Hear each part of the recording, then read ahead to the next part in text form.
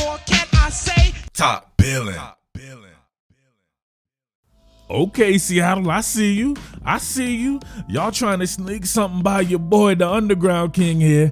I had no clue that Seattle signed your man Marquise Goodwin. Now listen, I don't know how this will turn out. He could be cut in 5 minutes from now. That's just the nature of the beast in the offseason. We're talking about OTAs and stuff like that. However, if all things pan out, he has a chance to be a very impactful role player. Now, people are going to jump in here because that's what people do, because misery loves company. Somebody will just go by and see something and be like, oh, I want to click on this and be negative. Listen, do your thing, right? Misery loves company. You guys are pitiful and pathetic. However, for those of you being objective about it, if somebody can be very impactful in their role, he does not need to be a superstar for the Seattle Seahawks. He just needs to be able to play his role and be impactful in it, because obviously they already have a lit wide receiver core with Tyler Lockett, right? Getting them Lockett launchers. And of course, DK Metcalf, aka Dennis Rodman Jr., and D. Eskridge, right? They have a chance to have one of the most, if not the most explosive wide receiver core in the entire NFL if you talk about sheer blinding speed. Marquise Goodwin, no matter which field he steps on, is the fastest guy on the field. We know that. Of course, we know what Lockett and Metcalf can do, and D. Eskridge has some wheels as well. Man, the things that this guy Goodwin could do with those guys on the field, just constantly sending him to decapitate the secondary and what it does underneath. Come on, a high volume guy. I want DK Metcalf for you guys to be a high volume guy, 10, 12 catches a game. Not just getting stuff deep and vertical, being able to catch the ball all around in every quadrant and showing his physicality as well as his blinding speed. And we know what Lockett can do with his route running ability and everything. And the Eskridge, we know, will be elevated even more. I think it has a chance to be pretty good. So we can go through a couple of quick clips here, right? I can show you know what I do, baby. You know what I do. If you haven't already, consider donating to the channel. They have this thanks button now. You can hit this bad boy right here. You can contribute anything you like, from $2 to $50. Make sure you hit that $50 thanks. No doubt about that, you Seattle fans, because you know I bring it each and every time there. You hit that buy and send, and it brings you right here. Put your credit card in, or however you do your Google Pay, and we in there like swimwear, baby. Let's get back to it. Nothing too elaborate on this one. I just really wanted to kind of chime in on that, but I always feel guilty sometimes if I don't come through with the goods, especially if we're talking about Marquise Goodwin here. We'll see here on this deep corner route. This man, got Uncle Joe Hayden right here. You know he can't run anymore. Joe Hayden was always a little suspect with his running ability anyway, but trying to match this man up with Marquise Goodwin in his combination coverage, something definitely gets crossed in the wires. This almost looks like cover 6, but you got Joe Hayden trying to follow this man in a forced trail technique. He wasn't really trying to trail him. He was forced to trail him because, of course, you try to run with Marquise Goodwin, you get your hamstring rolled up in the back of that ass. Look at that. Nope. Continues on and look, outruns the coverage. Ball was underthrown by Justin Fields, but one more time, full speed here. You can see how he can pick him up and put him down really quick. This man is an Olympic caliber sprinter. He's not football fast. He's Olympic fast. If he could have really just concentrated on that, I'll be honest with you, I think his body was meant for him to be in the Olympics and not be a football player. The long jump is his specialty, but he can run the 100 or the 60 indoor with no problem as well. He ran a 4.27, I believe, when he was coming out in the combine, and that ain't nothing if you talk about his actual 60 to 100 speed. But coming right here, immediately off there, Joe Hayden already flat-footed because it looked like he was playing with outside leverage. Then I'm not sure what he was thinking right here. And you can see the panic already. He already started sweating. His forehead filled with sweat there. For some odd reason, with them running this, it's looked like it's almost like a switch release, or you have the other receiver come in on this deep over route and him coming with the corner route there.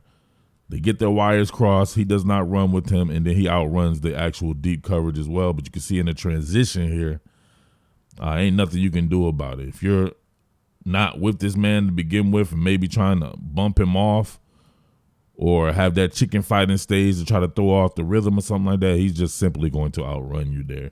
They were lucky this ball was underthrown and he had to literally just stop for it. If it weren't, that was a house call. Grass, blades, chopped. So this one hurts. His best game last year was against my Ravens. He absolutely destroyed Chris Westry right here on this Stuggo. You can see for some odd reason, even though he's 9,000 feet off because he's scared, right? The coverage dictates that, but obviously the Ravens know how this man can run. He's backside ISO as well. And, yeah, you can just see what's going on here. Chops his feet just slightly, and look at the separation. That's that early pandemic separation right there, right? That's that week one early pandemic separation. That man was like social distancing about 12 to 15 feet. See him coming off here. No sell, no tell. Keeping everything vertical until it's not. Slightly chops their feet and still gets vertical. And look at that. Somebody mark it. Time of death. Time of death somewhere up in Chicago that day. That man right there, his soul died, and he's probably shitting his drawers. Right? When something like that happens, you start panicking. Let's be real here. You might lose control of your ball movement, and that man needed his drawers boiled. I hate to say it. Chris Westry absolutely torched on this one. Andy Dalton put it where it needed to be. Ooh. Look at that. Look at the catch. Kyle Lewis alert. Actually, that was in Chicago. Who I'm going to go with? Jermaine Dye. Y'all don't remember Jermaine Dye. My baseball knowledge is nasty. Now, he's not all just speed. You see him right here with excellent zone awareness, being able to find the void in this one here. So being able to fill in the pinch for a Tyler Lockett just in case, right? Hopefully that doesn't be the case, but even being able now, you don't want to let Tyler Lockett leave the field, so that's not. But just having him on the field with the Tyler Lockett there, you can see he usually has very sure hands at the very least. Real men watch to the end and then comment. When Marquise Goodwin is on the field, even if you have a post safety, you're going to have to shade it in his direction. And that could open up the field for others. Now, obviously, a guy like Justin Fields at this particular point in time in his career probably can't see this, but you would hope veterans like a Geno Smith or a Drew Lock would be able to see it. But you got him right here on his deep dig, and you also have a deep corner route going that opens up just for this post safety here, vacating towards Marquise Goodwin. Now, let it run. You can plainly see what I'm saying right there. And you can just see the angst on the cornerback's face. But you got the safety all turned around, right? He getting spun like a dreidel. One more time, full speed. So good. Oh, man. The way that was going right there, if he could have led him towards outside the numbers, if he did not go to Marquise Goodwin, I'll show you on this one right here. You can see Westry panicking, flipping his hips, trying to run upfield, which will obviously vacate the middle of the field, and then you have the safety here. Just look at him. Right, you can see obviously he's shading towards Goodwin first and realizes he's not going deep, but you got this, and look at that leverage there. Obviously, most of your veteran quarterbacks would have seen something like that and been able to put this right here, but it's definitely the safer throw, and hey, you can see the results there.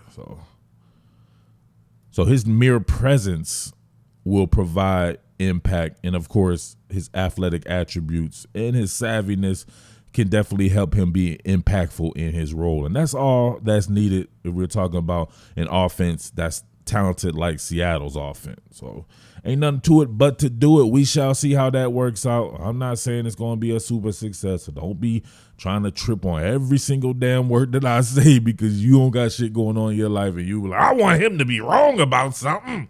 He just got to be wrong. I'm not saying nothing.